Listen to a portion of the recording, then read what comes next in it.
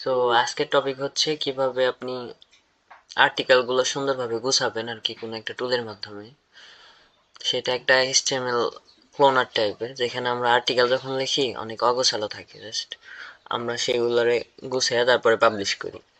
তো সেক্ষেত্রে আমাদের অগোছালো আর্টিকেল গুলো আমরা সুন্দরভাবে গুছানোর ক্ষেত্রে এই টুলটি ব্যবহার করতে পারি।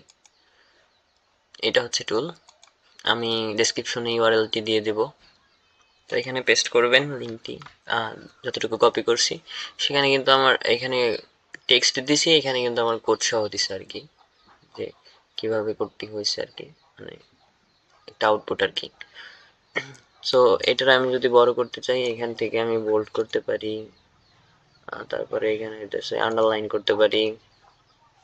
মোটামুটি সুন্দর এডিটর, মানে সময় বাঁচানোর জন্য এটা অনেক গুরুত্বপূর্ণ একটা টুল।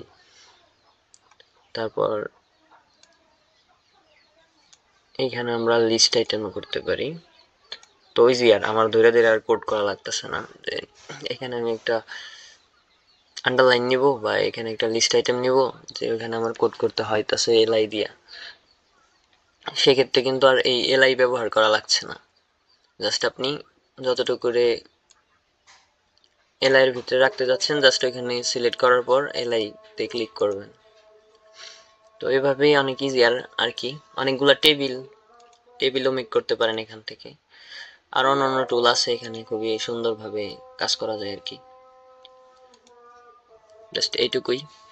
এই টুলটা ব্যবহার করলে অনেক, আপনারা যারা আর্টিকেল জেনারেট করেন, এটা একটা ভালো একটা টুল আর কি।